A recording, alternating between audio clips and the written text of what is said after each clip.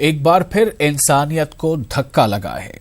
एक बार फिर इंसानी यकजहती और आपसी मेल मिलाप पर नफरत भारी पड़ता दिख रहा है।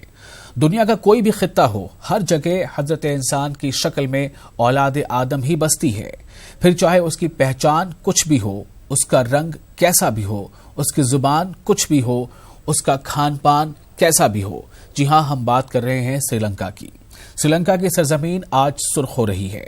हालांकि कई बार सुर्खी एक अच्छी अलामत के तौर पर देखी जाती है, लेकिन गुज़िश्ता इतवार को जिस तरह खून की होली खेली गई, इस सुर्खी ने इंसान की इंसानियत पर एक बार फिर सवालिया निशान लगा दिया है। जिनकी जाने गई उनमें से अक्सर श्रीलंकाई ईस्टर के मौके पर चर्चों में जमा हुए थे, जबकि बाद शहरी मुख्तलिफ शहरों के होटलों में या उसके आसपास लुक़्मा अजल बन गए। एक के बाद एक हुए इन हमलों में अब तक 359 जानें ज़ाया हो चुकी हैं, जबकि 500 के करीब जख्मी बताए जा रहे हैं। खबरों के मुताबिक श्रीलंका पुलिस ने इस सिलसिले में अब तक 40 से ज़ायद मुश्तबा अफराद को गिरफ्तार किया है और वो सब श्रीलंका के बाशिंदे हैं। मुल्क में हंगामी हालत नाफिज है ताकि इस किस्म के मजीद हमलों को रोका जा सके। श्रीलंका के वज़ीर आज़म रानिल विक्रमासिंघे ने कहा है कि अभी तक हमलों से ताल्लुक के शुबे में सिर्फ श्रीलंकन शहरियों को ही गिरफ्तार किया गया है और हो सकता है कि बाज़ हमलावर बम धमाकों से पहले ही मुल्क से चले भी गए हों। हालांकि उन्होंने कहा है कि इस बड़े पैमाने पर किए गए दहशतगर्दाना हमले में बैरूनी मदद से इनकार नहीं किया जा सकता। खबर यह भी है कि दाइश ने इस हमले की जिम्मेदारी ली है, लेकिन श्रीलंका के वज़ीर आज़म का कहना है कि हम इस दावे की जांच करेंगे। आपको बता दें कि इतवार को ईस्टर के मौके पर मुल्क में तकरीबन बैक वक्त 3 गिरजाघरों और दारुल हुकूमत कोलंबो के 3 अहम होटलों में धमाके हुए थे। हालांकि श्रीलंका की हुकूमत को उस वक्त से तनकीद का भी सामना है जब से ये जानकारी मिली कि हुक्काम को मुमकिना हमले के बारे में खबरदार किया गया था।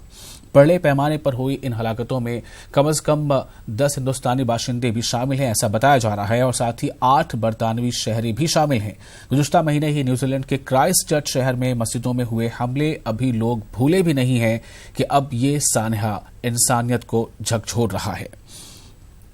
और इसी ताल्लुक से जसिंडा आर्डन ने भी अपना बयान दिया है कि अभी क्राइस्टचर्च हमले से श्रीलंका के हमले को जोड़कर देखना कबल अज़ वक्त होगा। उन्होंने कहा है कि हमें ऐसी कोई इनपुट या खुफिया रिपोर्ट नहीं मिली है। साथ ही आलमी पैमाने पर इस हमले की मजम्मत की जा रही है। मुल्क के अलग अलग मुल्कों के रहनुमाओं ने श्रीलंका हुकूमत से बातचीत करके इजहार यकजहती की है। खुद वज़ीर आज़म नरेंद्र मोदी और सदर जमहूरिया कोविंद ने भी इस बारे में ताज़ती पैगाम श्रीलंका हुकूमत को भेजा है। तो अब सवाल ये पैदा होता है कि आखिर कौन किसकी जान ले रहा है? क्या जान लेने वाला इंसान नहीं है? और क्या जिसकी जानें ज़ाया हो रही हैं, क्या वो इंसान नहीं है? क्या इन दोनों में आपसी रिश्ता इंसानियत का ये इतना कमज़ोर पड़ चुका है कि जान लेने वाला कहीं भी किसी की भी जान ले लेता है, उसे ये फ़र्क नहीं पड़ता कि जान वो किसकी ले रहा है? हमारे साथ इस खास मौजू पर बात करने के लिए 3 अहम नाम हैं, 3 खास मेहमान हैं। हमारे साथ जुड़ रहे हैं मौलाना हारून, जो मजहबी रहनुमा हैं, आपका इस्तकबाल है। साथ ही हमारे साथ माँ गीताम्बा तीर्थ जुड़ रही हैं, ये भी मजहबी रहनुमा हैं, आपका भी बहुत बहुत इस्तकबाल है, स्वागत है।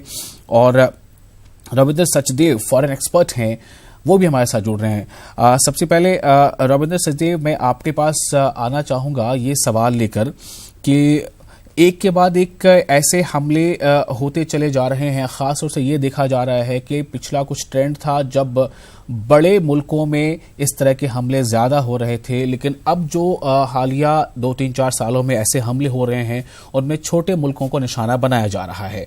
पहले तो आपसे जानना चाहूँगा कि ये जो अटैक है, ये जो हमला किया गया है इंसानियत पर, ये किस नेचर का है, क्या बताता है ये? आई थिंक आपके दोनों प्रश्न ही बहुत अहम है, स्पेशली पहले वाला कि पहले बड़े देशों में वेस्टर्न वर्ल्ड में ज़्यादा होते थे, अब छोटे मुल्कों में हो रहे हैं जी। बट ये जो दर्शाता है, ये जो श्रीलंका में टेरर अटैक हुआ, ये एक बहुत बड़ा अटैक है।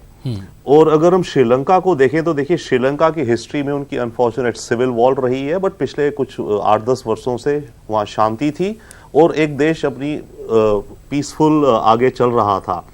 अभी तक उसमें कोई ऐसी डिविजन्स नहीं आई थी जैसे कई देशों में अनफॉर्चुनेटली आ गई है, राइट। तो श्रीलंका में ऐसे होकर के एक श्रीलंका की सोसाइटी को डिवाइड अप करने का ही पूरा ऑब्जेक्टिव है यहाँ पर। तो इसके चलते ये एक बहुत ही अहम, और नंबर जितनों की डेथ हुई है वो बहुत बड़ा नंबर है। इतना बड़ा नंबर बहुत कम इंसिडेंट्स में होता है। और फिर तीसरी बात, इसको जो आपने अभी मेंशन करा अपनी ओपनिंग रिपोर्ट में, कि कई जगह ये कहा जा रहा है कि इंटरनेट पे जो चैटर चल रही थी उसमें ये है कि ये था एक तरह से जो क्राइस्ट चर्च में हुआ था उसका रिटेलिएशन या जवाब अगेंस्ट द क्रिश्चियन कम्युनिटी।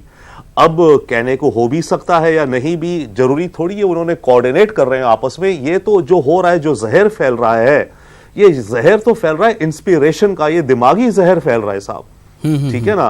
तो जो भी इस फितरत के आइडियोलॉजी में उस तरफ चले गए हैं, जिनको अपनी जिंदगी की परवाह नहीं और इतनी हेट्रेड से दूसरों को देखते हैं, तो उन्हें तो कोई भी मौका दिखे, कोई भी रीजन दिखे, वो उस रीजन को लेकर के आगे चल सकते हैं। तो आई थिंक ये श्रीलंका वाला काफी ही बहुत ही अहम, बहुत ही मेजर अटैक है ये इस समय। जी, माँ गीतांबा तीर्थ हमारे साथ हैं। मैं आपका इस्तकबाल करते हुए आपके पास ये सवाल लेकर आ रहा हूँ कि हो ना हो, हम इसलिए आज आप लोगों को यहाँ पर लेकर आए हैं स्टूडियो में ख़ास तौर से, चूँकि ये जो हमले हो रहे हैं श्रीलंका में, जो हमले हुए वो एक ऐसी जगह थी जो जहाँ पर लोग मजहबी त्यौहार मनाने के लिए इकट्ठा हुए थे। चर्च में ज़्यादातर हमले हुए, कुछ होटलों को भी निशाना बनाया गया।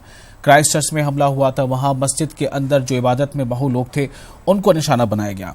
तो मैं आपसे सिर्फ ये जानना चाहता हूँ कि मजहब के नाम पर जब इस तरह के हमले होते हैं, हालांकि मैं बार बार कह रहा हूँ कि श्रीलंका में जो हमला हुआ, ये हमला किसने किया, अभी तक खुद श्रीलंका की सरकार ने ये बात नहीं कही है कि हम किसे सस्पेक्ट मान रहे हैं, या किसी ने अगर दावा भी किया है तो श्रीलंका हुकूमत का कहना है कि अभी हम इसकी जांच करेंगे, उसके बाद ही कुछ कहेंगे। फिर भी मेरा सवाल आपसे ये है कि मजहबी रहनुमाओं को, जिन्हें हम धर्मगुरु कहते हैं, उन तक जब ये खबरें पहुंचती हैं इस तरह की बड़े हमले की, तो सबसे पहले उनके दिल में किस तरह की बात आती है? मेरा सवाल आपसे है गीतांबा तीर्थ जी। जी जी जी, हमारे धर्म में या किसी भी धर्म में ऐसा नहीं है कि हम निरीह प्राणियों की हत्या करें, निरीह व्यक्तियों की हत्या करें, और ये बहुत ही निंदनीय है। किसी भी शास्त्र में, किसी भी समाज में, किसी भी धर्म में ये नहीं है, और हमारे हिंदू धर्म में तो बिल्कुल ही नहीं है। और रह गई ईसाइयों में, तो हमें लगता है उनके भी नहीं होगा, और रह गई इस्लाम में भी तो उनके भी ये नहीं होगा। ये एकदम राक्षसी प्रक्रिया है, जैसे पहले के राक्षस दानव बिना सोचे समझे क्रिया करते थे, वही ये स्थिति है। ये एकदम निंदनीय कार्य है। ये किसी धर्म या कोई धर्म इसको बढ़ावा नहीं देता है, ये गलत है, और अगर जिसने भी किया ये बहुत ही निंदनीय कार्य है। जी, बिल्कुल इसी तरह से मैं पहला एक रिएक्शन होता है, मैं मौलाना हारून साहब आपके पास ही मैं इसी सवाल को लेकर आ रहा हूं कि सबसे पहले मजहबी रहनुमा आप जैसे लोग जब इस तरह की खबरों को सुनते हैं तो सबसे पहला रिएक्शन क्या आता है, दिल में किस तरह की बात आती है कि कहाँ कुछ कमी रह जा रही है? चूंकि जो मजहबी रहनुमा होते हैं उस कम्युनिटी के लोगों की बहुत बड़ी उनसे आस्था जुड़ी होती है, लगाव जुड़ा होता है, क्या पहला रिएक्शन दिल में आता है?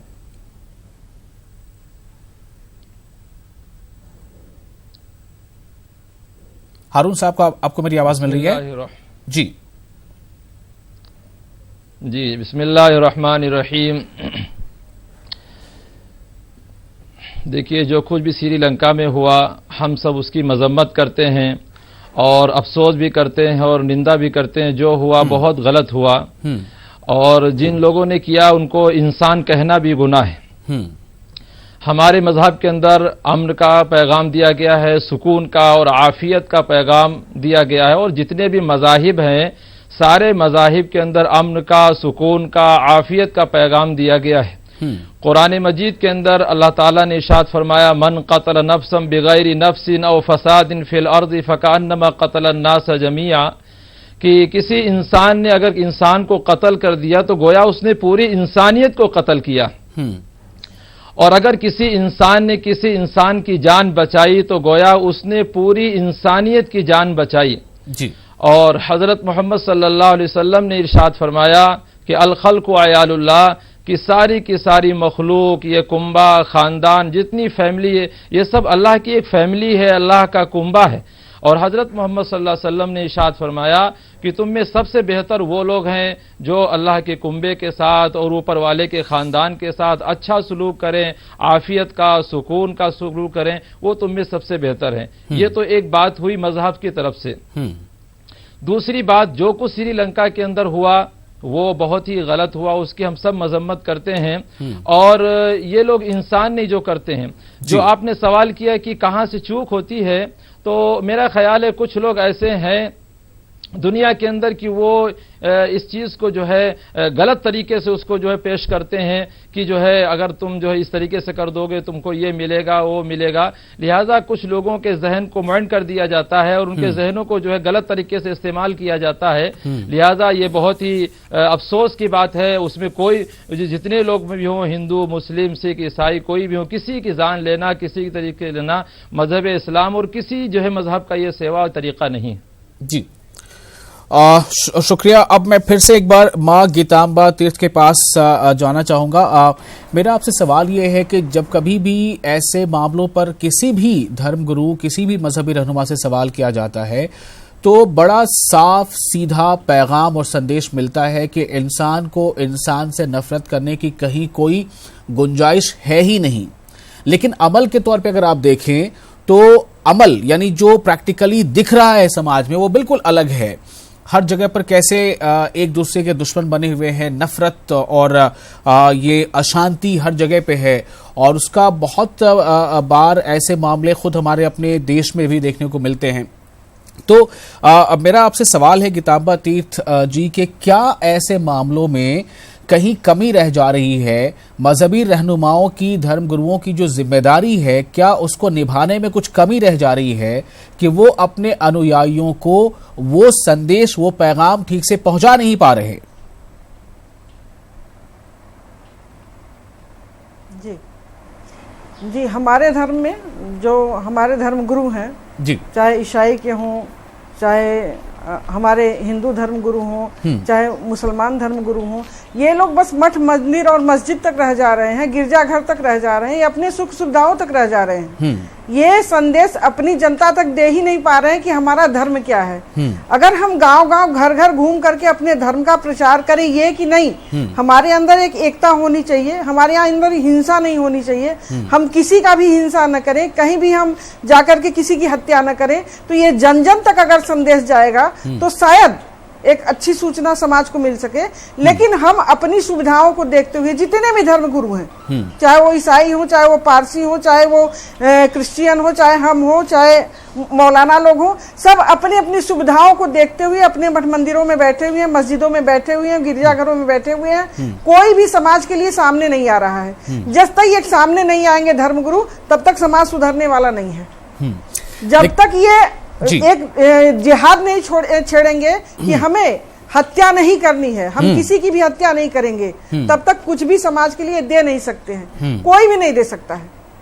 तो ये हमारे धर्मगुरुओं की बहुत बड़ी गलती है और हम लोग बस अपनी सुख सुविधा को मठ, मंदिर और मस्जिदों में ढूंढ रहे हैं। ये हमारे लिए गलत है।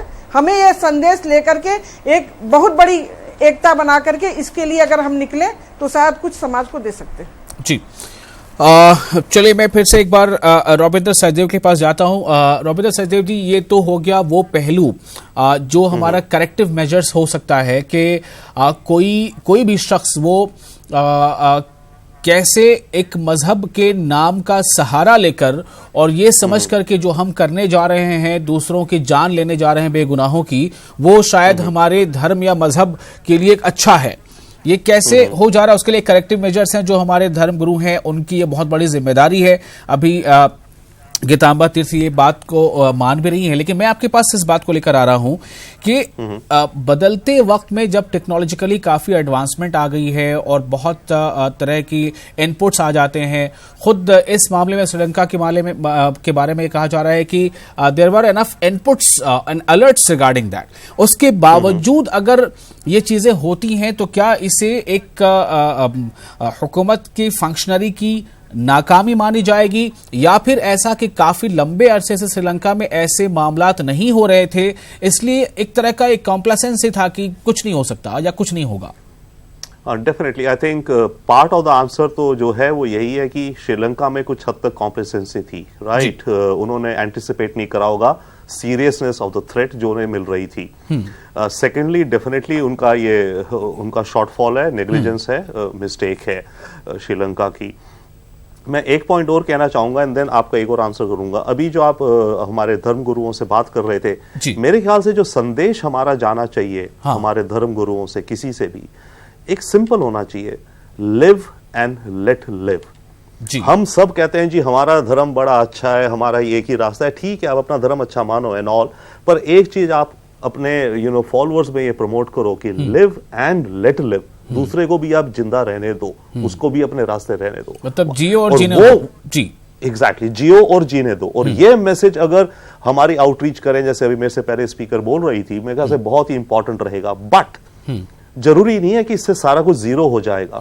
देखिए, टेररिज्म और आतंक मेरे विचार से अब अगले 100 साल तक हमारी सोसाइटीज में हमें इसके साथ रहना होगा। हमें मान लेना होगा, जैसे आज से 50 साल पहले टेररिज्म नहीं था, पर फिर भी मान लीजिए मर्डर्स होते थे, चोरियां होती थी, सोसाइटी में जो चीजें होती थी, अब टेररिज्म उस तरह की चीज बन गया हमारी सोसाइटी में और हमारे साथ हमेशा रहेगा। तो इसे हमें जितना कम से कम हो अहमियत भी देनी चाहिए, इसे हमें निग्लेक्ट भी करना चाहिए। एक मल्टीपल स्ट्रैटेजीज हमारी चलेंगी इसमें। लास्टली जो भी आपने टेक्नोलॉजी की बात करी, देखिए टेक्नोलॉजी हेल्पफुल रहती है, पर ऐसे में होता क्या है, जो सरकारों के पास जब प्रॉब्लम आती है ना, अब उन्हें होता है कि सलूशन दो। सलूशन इनके पास होते नहीं है आसान से। जी, सबसे आसान इनको दिखता है कि हमने कुछ पैसे खर्च करके कोई मशीन रख दी, उससे हमने वायलेंस को रोक दिया। मैं आपको एक एग्जांपल देता हूं। जैसे अमेरिका में स्कूल्स में बच्चे गन्स ले जाकर एक दूसरे को मार देते हैं, राइट। कितनी शूटिंग्स होती हैं क्लासरूम्स में। अब उसमें मुहिम यह चली कि स्कूल्स में बच्चों को कैसे बचाया जाए। तो गवर्नमेंट का सलूशन था कि टेक्नोलॉजी की स्कूल के बाहर मेटल डिटेक्टर लगा दो ताकि जो अंदर गन लेके जा रहा पकड़ा जाए। ठीक है, वो मान लिया, बट वो जो रूट कॉज है वो तो नहीं निकला ना। रूट कॉज ह्यूमैनिटी और ह्यूमन थॉट है, उसको हमें एड्रेस करना है। तो टेक्नोलॉजी हमेशा सोल्यूशन नहीं है किसी भी प्रॉब्लम का, एक हमें यह भी मान लेना चाहिए। हम आज की तारीख में कुछ भी चीज होता है, टेरर में क्या कर रहे हैं भारतीय सरकार से आप पूछो किसी भी देश की सरकार से, वो क्या बताएंगे आपको, हमने क्या करा, हमने इतने सारे और इक्विपमेंट खरीदी, हमने सर्वेलेंस करी, हमने ये हमने टेक्नोलॉजी और डाल दी इस प्रॉब्लम के ऊपर, right, to solve the technology problem. तो in a long term strategic thinking में मेरे ख्याल से होना चाहिए कि technology is not the answer, but yes एक टूल है इस्तेमाल करने को। जी, तो आप जिस तरफ इशारा कर रहे हैं, शायद मैंने आज इसीलिए इन मजहबी रहनुमाओं को यहां पर बुलाया है कि एक पार्ट तो वो है कि उसे हम कहते हैं prevention is better than cure. तो prevention is better than cure, हम प्रिवेंशन कैसे करें, प्रिवेंटिव मेजर्स हमारे क्या हों, कैसे ये जो जहन में ऐसी बातें आ जाती हैं, इस तरह की विकृति, इस तरह की नफरत, उसको हम कैसे रूट कॉज में ही खत्म कर सकते हैं। हमने अपने इस मौजू में कोशिश की थी कि हमें ईसाई कोई मजहबी रहनुमा भी मिल जाए, लेकिन नहीं हम कामयाब हो पाए उसमें बहरहाल। लेकिन हम आपको इससे पहले कि मजीद सवाल लेकर अपने मेहमानों के पास आए, मैं ये बताना चाहूंगा कि जमीयत उलमा हिंद के बैनर तले मुस्लिम तंजीमों और ईसाई नुमाइंदों ने दिल्ली के कॉन्स्टिट्यूशन क्लब में प्रेस कॉन्फ्रेंस की एक रोज कबल और श्रीलंका में दहशतगर्दाना हमले की मजम्मत की। इस मौके पर सभी तंजीमों ने मुतासरीन जो प्रभावित हैं, मुतासरीन के साथ हमदर्दी और यकजहती का इजहार किया। प्रेस कॉन्फ्रेंस में कसूरवारों को सख्त से सख्त सजा दी जाए, इस बात को भी कहा गया। उन्होंने कहा कि हिंदुस्तान के लोग मुसीबत के वक्त में श्रीलंका के साथ हैं।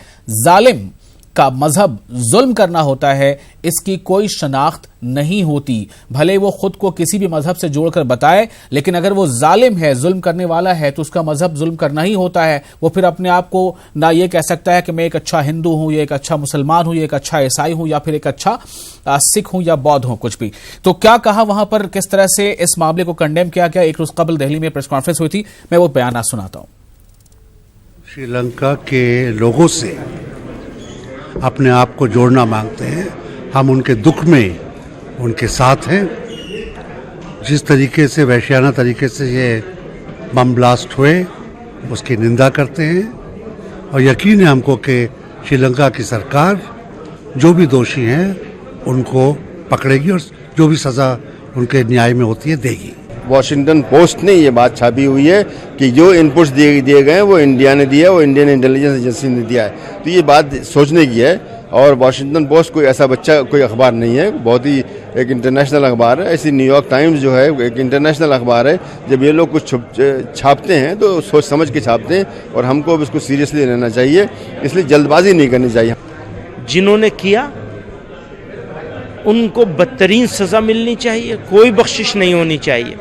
जिन लोगों के साथ हुआ जो इसके मुतासिर हैं, अफेक्टेड हैं, हमारी पूरी हमदर्दी, दिली जज्बात जिसको ज़बान नहीं दी जा सकती वो उनके साथ हैं। बहुत बहुत शुक्रिया थे मौलाना महमूद मदनी। उन्होंने कहा कि पहला जो मौका है, पहली जो बात है वो यही है कि इसकी मजम्मत की जानी चाहिए, जो कसूरवार हैं उनको सख्त सज़ा मिलनी चाहिए। कैमरामैन प्रहलाद के साथ खुर्रम शहजाद, न्यूज़ 18 दिल्ली। तो इस तरह से एक रोज कबल दिल्ली में बाकायदा इस मामले को कंडेम किया गया, लेकिन ज़रूरत शायद इससे भी कहीं ज़्यादा है और सिर्फ ऐसे मामले के बाद एक बयान जारी कर शायद इसे हम नहीं रोक सकते। जिस तरफ अभी रविंदर सचदेवा इशारा कर रहे थे कि रूट कॉज में जाना होगा टेक्नोलॉजिकली, या फिर सिर्फ एक बयान, दो बयान दे देने से हम इसका पूरी तरह से शायद मुकाबला नहीं कर पाएंगे। तो हमने अपने इस मौजू का जो मौजू रखा है, इस बहस का जो नाम रखा है, इसका नाम है सिसकते इंसानियत। मैं इसलिए इसे पढ़ दे रहा हूँ ताकि हो सकता है हमारे मेहमानों से कुछ इसे ना पढ़ पा रहे हों। तो दरअसल ये इंसानियत के आसपास ही सारा कुछ है। अगर कोई जान ले रहा है तो एक इंसान है, किसी की जान ले रहा है तो वो भी इंसान है। तो फिर एक इंसान किसी दूसरे इंसान की जान क्यों ले रहा है?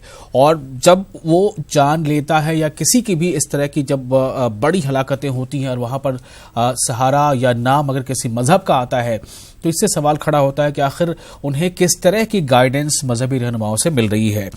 मौलाना हारून साहब हमारे साथ बने हुए हैं, उनके पास फिर से मैं जाऊँगा। हारून साहब, देखिए दो चीज़ें बिल्कुल सामने आ गई हैं अभी यहाँ पर। रविंदर जी ने जो कहा था अभी कुछ देर पहले कि टेक्नोलॉजिकली हम उसका वक्ती तौर पे एक उसे रोक टोक कर सकते हैं, लेकिन जड़ से ख़त्म करने के लिए बहुत ज़रूरी है कि मोरालिटी में, परवरिश में, तरबियत में, ट्रेनिंग में ये चीज़ें शामिल हों कि हमें क्या करना है क्या नहीं करना है। इसी का जवाब मैं गीतांबा तीर से भी लूंगा, लेकिन पहले आपके पास आ रहा हूं कि किस तरह से ये जो कनेक्ट टूट गया है। सिर्फ ये देखा जा रहा है कि कोई भी मजहब, उसके जो ओकेजन्स हैं, त्यौहार वगैरह हैं, तो बड़े धूमधाम से सब कुछ हो जाता है, लेकिन मजहब की जो असल रूह है, जो पहचान है, जो पैगाम है, वो लोगों से दूर होता जा रहा है।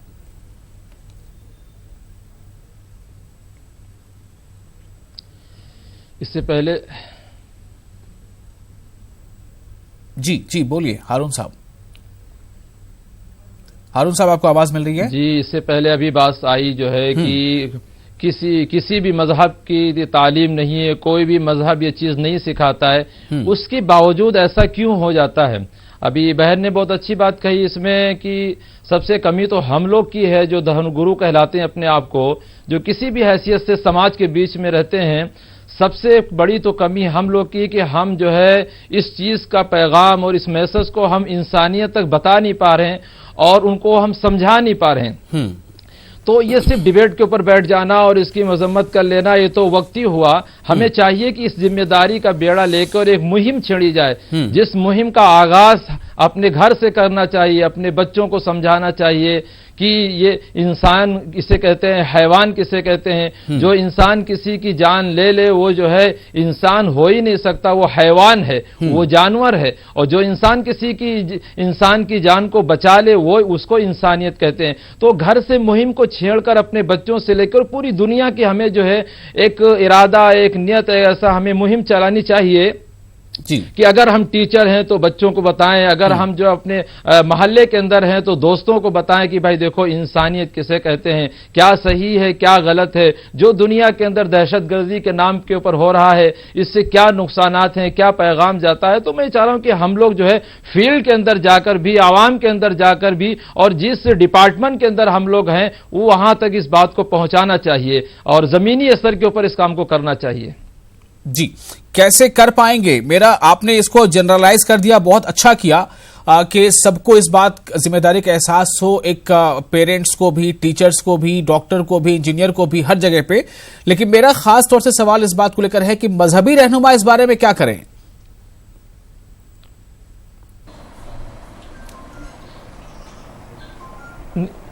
नहीं, जैसा कि मैंने इसी बताया ना कि हम जो अपने आप को जिस हैसियत से जिस समाज में रखते हैं, जो जिस डिपार्टमेंट के अंदर वो उसकी जिम्मेदारी ले ले, अगर हम घर के अंदर हैं या टीचर हैं या आवाम के हैं या फील्ड में हैं या सोशल में हैं, तो हम इस बात की मुहिम को चलाएं और उनको बताएं और उनको समझाएं। इस चीज को जब लेके चला जाएगा तो मुझे उम्मीद है कि बहुत सारा इसमें सुधार आएगा, लोगों को माइंड इसमें चेंज होगा और उनको मजहब की बात बताई जाए, उनको जो है इंसानियत की बात बताई जाए, तो इससे क्या नुकसानात होते हैं। तो जिन लोगों के मन को मूड कर दिया गया है, जिनके जहनों को फेर दिया गया है, उनके जहन फिर जो है इंसानियत के ऊपर आएंगे और सुकून और आफियत के ऊपर आएंगे। जी गिताबा तीर्थ जी, मैं आपके पास वही सवाल दोहरा रहा हूं, उसी सवाल को लेकर आ रहा हूं कि जो हमारे मजहबी रहनुमा हैं, जो धर्मगुरु हैं, उनको इस मामले से कैसे निपटना चाहिए, वो क्या करें कि ये संदेश आम हो।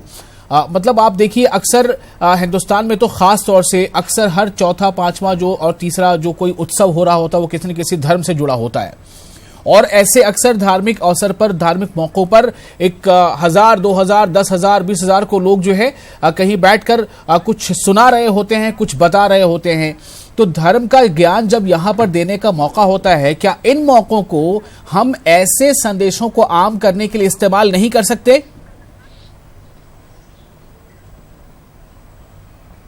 बिल्कुल हम करते भी हैं। हम अपने मंचों से यही संदेश देते हैं कि हमारे यहाँ हिंसा नहीं है जी। और हम लोग तो जीव जंतु को भी मारने पर परहेज रखते हैं। यहाँ तक कि बकरे और मुर्गों की भी बलि हमारे यहाँ नहीं है। तो हमारे मन से तो यही हम लोगों के मन से संदेश जाता है। रह गई बात कि जनता कितना ग्रहण करती है, तो जनता के ऊपर निर्भर करता है जी। लेकिन जनता से ज्यादा उनके जो गार्जियन है, जो पारिवारिक सदस्य हैं, उनको ये सब समझना चाहिए। उनके घर में जितना हो सके ये संदेश जाना चाहिए। और इसके लिए अगर कोई ज्यादा जिम्मेदार होगा तो घर का सबसे बड़ा सदस्य ही जिम्मेदार होगा। और हमारे यहाँ जब जब हिंसा बढ़ी है तब तब साधु सन्यासी ही आगे आए हैं। जैसे रावण की वृत्ति को रोकने के लिए विश्वामित्र सबसे पहले आए हैं, और विश्वामित्र आए हैं तब जाकर के हमारे समाज का कल्याण हुआ है और रावण जैसे आताताई मारे गए हैं। इसलिए हमारे हर धर्म गुरुओं को ये होना चाहिए कि वो हर परिवार के पास संदेश लेकर के जाएं कि उनके घरों में हिंसा न हो किसी प्रकार का। अगर उनके घरों में हिंसा नहीं होगा तो समाज में एक अच्छा संदेश जाएगा और उससे हमारे समाज को बहुत कुछ मिल सकता है। इसके लिए हम सबसे बड़ी जिम्मेदारी हमारी और हमारे मंच की है। हम कितना अच्छा संदेश दे सकते हैं ये हमारे ऊपर निर्भर करता है। अगर हमें पूछा जाए तो हम तो यही जानते हैं कि अभी तक जितनी भी हमारे भारत में हिंसा वृत्तियां आई हैं उसे साधुओं ने ही रोका है जी। चाहे वो शुक्राचार्य रहे हो, चाहे वो विश्वामित्र रहे हो, चाहे वशिष्ठ रहे हो, तो इसको रोका गया है। और इसके लिए धर्म गुरुओं को ही आगे आना है और कोई इसके लिए आगे नहीं आ सकता है। और धर्म गुरु को चाहिए कि घर घर ये संदेश दें, अपना एक बड़ा कौम बनाएं। हमारे यहाँ हिंदू धर्म में है कि हम ब्रह्मचारियों को तैयार करते हैं और ब्रह्मचारी जाकर के ये सब संदेश देते हैं। वैसे आपके यहाँ भी कुछ होगा शिक्षा जो घर घर जाकर के ये संदेश दे कि नहीं, हमें हिंसा नहीं करना है और मानव जीवन अगर मिला है तो उसे एक परोपकार में लगाया जाए, उसे किसी के कल्याण में लगाया जाए, किसी की सेवा में लगाया जाए। उसे इसलिए नहीं लगाया जाए कि हम हिंसा करें, आप अपने अंदर बम फिट करके किसी को मार दें, इतना बड़ा परिवार उजाड़ दें। तो ये तो हमारी समझ से अनर्गल है और इसके लिए हमारा समाज ही आगे आएगा तभी कुछ होगा। चाहे हम हिंदू हो, चाहे ईसाई हो, चाहे हम पारसी हो, चाहे हम मुहम्मदम्स हो, तो हमें सामने आना ही पड़ेगा और हमारे धर्म गुरुओं का ये दायित्व है। बिल्कुल। देखिए आप दोनों ने एक बात बहुत अच्छी कही, हमें एक मंच तैयार करके इस पर हर धर्म गुरुओं को खड़ा होना चाहिए जी। आप दोनों ने एक बहुत अच्छी बात ये कही कि जो घर का जो सदस्य है और घर में जो गार्जियन, एक फैमिली का जो गार्जियन होता है, उसकी बहुत बड़ी जिम्मेदारी है कि वो अपने घर के तमाम जो सदस्य हैं, परिवार के मेंबर हैं, खानदान के, उन तक ये बात पहुंचाए। लेकिन मैं ये कह रहा हूं कि जो घर का जो गार्जियन है उसकी भी अपनी कोई रिलीजियस आइडेंटिटी है, वो भी कई ऐसे अपने मजहब या अपने धर्म से जुड़ी ऐसे कार्यक्रमों में, प्रोग्राम में वो हिस्सा लेता है, वो जाता है, वहां पर वो वचन सुनता है, प्रवचन सुनता है, तकारीर सुनता है। तो उन तक उसे फीड कौन करेगा? चूंकि मौका सिर्फ इसी का है कि वो कहीं से कुछ सीख के आएगा, फिर वो अपने घर में लोगों को बताएगा। मौलाना साहब, हारून साहब, मेरा सवाल यही है कि उसे कौन गाइड कर रहा होगा? अपनी जिम्मेदारी तो घरों में आज लोग इतना फुर्सत नहीं है उन्हें कि वो घर से खुद से बैठे, पाठ पढ़े, क्या करें। लेकिन अगर वो फुर्सत निकाले भी तो जिनसे उनकी लॉयल्टी है उन तक वो मकाम, वो पैगाम कैसे पहुंचे? मौलाना हारून।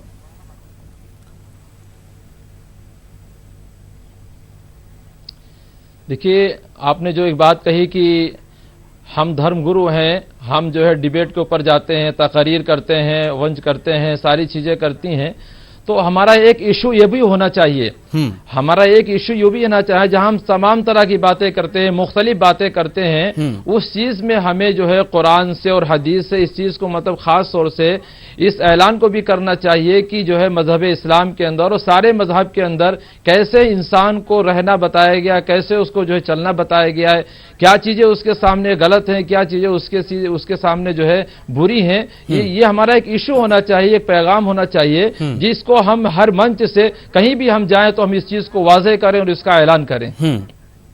जी, और लेकिन ऐसे जो हम कहते हैं एटिकेट से जुड़ी जो चीजें हैं, बिहेवियर से जुड़ी जो चीजें हैं, किस मजहब में बिहेवियरल एस्पेक्ट के बारे में क्या कहा जा रहा है, एटिकेट्स के बारे में क्या कहा जा रहा है, इन चीजों पर आजकल मुबाहिसे कम होते हैं। लेकिन जो ऐसे मामले हैं जिसपे खून खराबा या एक जो है बहुत ज्यादा अशांति जैसा सिचुएशन फैल सकती है, वैसे मामलों के लिए देखिए तो तमाम तर लोग जो है वो चीख चिल्लाकर टेलीविजन पे आपको बोलते हुए नजर आ जाएंगे। तो इसीलिए मेरा सवाल यहां पर बन रहा था कि कहीं ऐसा तो नहीं है कि ओवरऑल एक ऐसी हवा बन गई है सियासत की कि सियासत के उस हवा में सब सांसें ले रहे हैं और सब अपनी अपनी आइडेंटिटी, अपना अपना फर्ज, अपना अपना जो उनका एक धर्म है उसको वो कहीं भूल चुके हैं थोड़ी देर के लिए। रविंद्र सचदेव जी, मैं आपके पास फिर से आ रहा हूं, उसी बात के कॉन्टेक्स्ट से मैंने इनसे सवाल किया था जो आपने कहा कि हमें टूल्स तो एक हो सकता है वो टेक्नोलॉजिकल एडवांसमेंट, लेकिन वो उसका इस्तेमाल क्यों करें, आखिर क्यों ना करें, इसके बारे में गाइडेंस चाहिए। इसलिए मैं इन मजहबी रहनुमाओं से बात कर रहा था। अब मैं आपके पास आ रहा हूं इस सवाल को लेकर। खबरें इस तरह की हैं जिस पे हमने पहले भी बात की कि 19 इनपुट्स मिल चुके थे, उसके बावजूद ये काम हुआ। अब मैं आपसे ये समझना चाहता हूं, क्या आपको जो एक NTJ करके एक नाम आ रहा है, जो वहां पे श्रीलंका में एक ऐसा ग्रुप था जिसे बहुत पहले हालांकि वहां पर वाइंड अप किया जा चुका था, लेकिन वहां की एजेंसियों का कहना है कि ये ग्रुप इस हद तक इसमें कुछ हद तक शामिल हो सकता है। लेकिन अभी आप देखिए एमाक नाम की एक एजेंसी है, उसके हवाले से खबर आ रही है कि दाइश, जिसे IS कहते हैं, कि IS ने इसकी जिम्मेदारी ली है। हालांकि जो बताया जाता है कि IS कहीं भी कुछ ऐसा करता है तो वो तुरंत अपने हमले की जिम्मेदारी उसके बारे में सबूत देता है। तो क्या ऐसा हो रहा है कि अभी इस मामले पर बहुत फूंक कर सरकारें या वहां की हुकूमत कदम रख रही है और कहीं इसका इम्बैलेंस या गलत जगह इसका जुड़ाव या गलत सोच के साथ उसका एक बहुत बड़ा और नुकसान भी हो सकता है? सवाल यह कि क्या श्रीलंका में बगैर किसी बाहरी मदद के, जैसा कि वहां की हुकूमत का कहना भी है, इतने बड़े पैमाने पर हमले मुमकिन है? मेरे विचार से अगर देखा जाए आज की तारीख में मुमकिन है, क्यों नहीं मुमकिन है। आज की तारीख में आपको जो बनाना है, IED वगैरह लेनी है, आप इंटरनेट पे जाइए, कैसे बनानी है, प्लानिंग करनी है, आपका दिमाग है, ठीक है ना। तो आज की तारीख में कहीं भी बैठे आप कुछ भी कर सकते हो, तो जरूरी नहीं है। बट यस, पॉइंट इसकी जो दाइश का जो इनकी अमैक से जो आ भी रहा है और दाइश का भी, तो या तो है कि इंस्पायर्ड है दाइश से, या दाइश से कुछ लिंकेजेस है, इनकी कुछ कम्युनिकेशन है और उस कम्युनिकेशन में कोऑर्डिनेशन प्लानिंग भी है। तो अभी ये कहना आई थिंक प्रीमेच्योर है हमारा कि किस सिचुएशन पे, पर श्रीलंका के लिए बहुत ही आई थिंक ये वरीसम सिचुएशन है। बट मैं 1 मिनट अगर चाहें आप तो मैं वापस आता हूं जो भी आपकी डिस्कशन हो रही थी हमारे धर्म गुरुओं के साथ जी, और जो ये बात थी कि इसके में हम प्रैक्टिकली क्या कर सकते हैं। जो आपका प्रश्न भी था कि जब हमारे धर्म गुरु वगैरह अपनी गैदरिंग्स में जाते हैं 1000 लोगों की, 500 लोगों की, वहां क्या मैसेज दे सकते हैं जी। तो इसमें देखिए मैं ये कहना चाहूंगा, आज की दुनिया में कम्युनिकेशन और एडवर्टाइजिंग इतनी स्मार्टन अप हो गई है जी, हमें हर रिलीजन को अपने हिसाब से अच्छी कम्युनिकेशन, और अभी बिहेवियर चेंज की बात भी हो रही थी, एडवर्टाइजिंग से बहुत बिहेवियर भी चेंज होते हैं, राइट। उस तरह के अपने कंटेंट बनाने चाहिए जो कि इन्हें प्ले करने चाहिए, या वो उनकी मैसेजिंग रहे ऐसे इवेंट्स में, ऐसी गैदरिंग्स में, ये मैसेज हमेशा जाए। और मैसेज मेरे विचार से वो ये होना चाहिए, लिव एंड लेट लिव। इसमें एक चीज मैं और कहूंगा, अभी जो बात हो रही थी इसको हम कैसे और इंप्लीमेंट कर सकते हैं। तो राजगुरु या धर्मगुरु वगैरह तो इस तरह से अपनी डेली लाइफ में, इवेंट्स में कर सकते हैं। स्कूल पहली क्लास से लेके 5वीं क्लास तक एक सब्जेक्ट कंपलसरी बना दो जी, let it be without any religion but with the philosophy की जियो और जीने दो जी, और ये कोर्स बच्चों का दुनिया भर में चले, अमेरिका में, इंग्लैंड में, इंडिया में, टर्की में, हर जगह, हर स्कूल में 5 साल के बच्चे से लेकर 10 साल के बच्चे तक, चाहे जो भी उनके सब्जेक्ट्स होते हो, एक छोटा सा सब्जेक्ट हो जो रोज उनको 15 मिनट अच्छी चीजें जिंदगी की बताए और दिखाए और ये फिलॉसफी डाले उनके माइंड्स में, तब जाके ये जो हमारा कर्स आ गया है सोसाइटी में, ये कम होगा। खत्म तो नहीं होगा कभी, पर कम होगा, काफी कम होगा आगे जाकर के।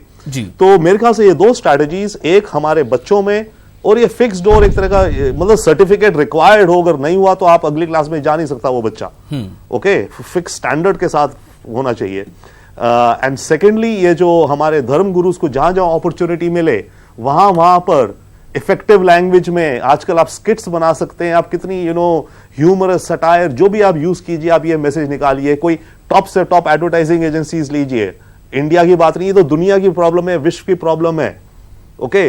दुनिया के सब लीडर्स इकट्ठे होकर बैठ सकते हैं कि हम अपने रिलीजन की तरफ से हम कैसे ये अच्छी पॉजिटिव एनर्जी बाहर दें दुनिया के अंदर। निस्बत की इस समय होता क्या, हर रिलीजन कहता है मैं बहुत अच्छा हूं, ठीक है, आप तो अच्छे हैं ना, और आप अपने रिलीजन वालों को भी पढ़ा क्या रहे हैं कि हम अच्छे हैं, हम अच्छे हैं। आप उनको ये नहीं बोल रहे हैं कभी कि और भी दुनिया है जो हमसे अलग सोच सकती है और वो भी अच्छी है।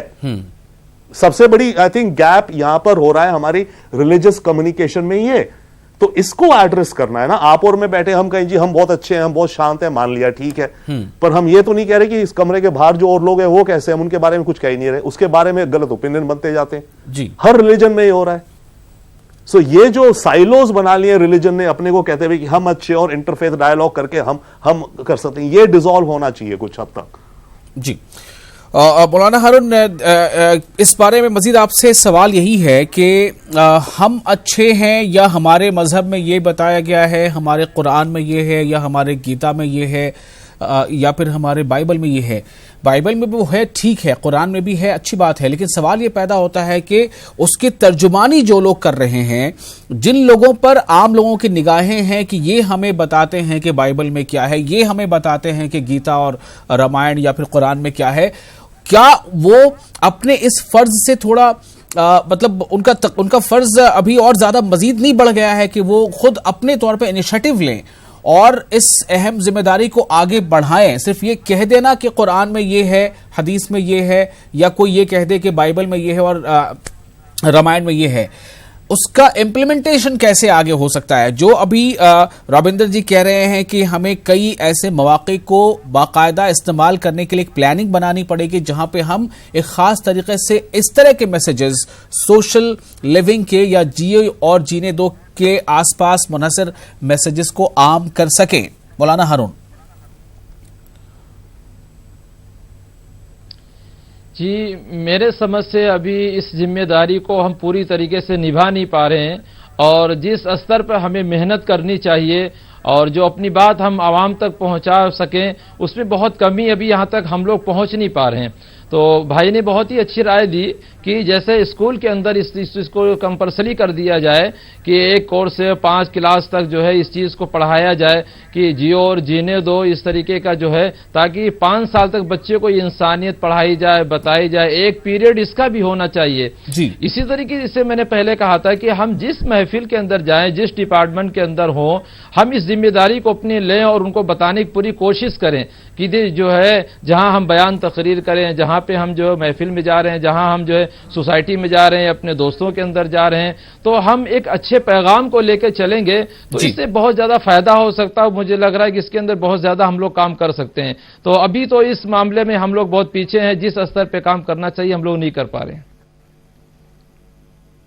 जरूरत है इस बात की, बहुत जरूरत है, क्योंकि देखिए अभी हमारे साथ गीतांबा तीर्थ थी, उन्हें कुछ जरूरी काम था, वो चली गई, लेकिन उन्होंने बहुत अच्छी बातें कही हैं कि ये शायद कहीं ना कहीं हम इसमें कोताही कर रहे हैं या हमारी जिम्मेदारी ये जो है पूरी तरह से निभा नहीं पा रहे हैं। आप इस बात को मान रहे हैं, चूंकि सिर्फ ये हवाला देना कि हमारे मजहब में ये चीज़ें हैं या हमारे किताब में ये चीज़ें हैं, उसको हम इम्प्लीमेंट करा नहीं पा रहे हैं। इसकी बहुत बड़ी जिम्मेदारी हमारे ऊपर है, चूंकि अगर कोई शख्स जो अपने आप को एक खास मजहब से जोड़ते हुए कहे कि हम बहुत अच्छे हैं और हमारा मजहब बड़ा अच्छा है, लेकिन देखा तो ये जाएगा ना कि आप कर कौन सा काम रहे हैं, क्या आप जो कर रहे हैं वो अच्छा है, या जो आप करने का इरादा रखते हैं वो अच्छा है, और अगर कहीं ना कहीं उसके जहन में ये बात है कि वाकई ये काम अच्छा ही है, भले इससे इंसानियत का नुकसान होता हो, और उसे लगता है कि इस बात को हमें फला मजहबी रहनुमा या किसी ने बताया था, तो इस पे बड़ा अब क्वेश्चन है।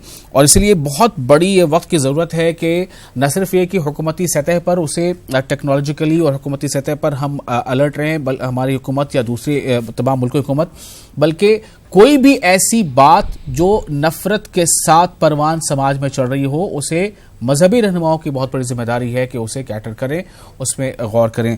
रविंदर सचदेव जी आपका और मौलाना हारून आपका भी, और कुछ दिन पहले हमारे साथ जुड़ी थी माँ गेतम्बा तीर्थ, उन सभी लोगों का बहुत बहुत शुक्रिया। इस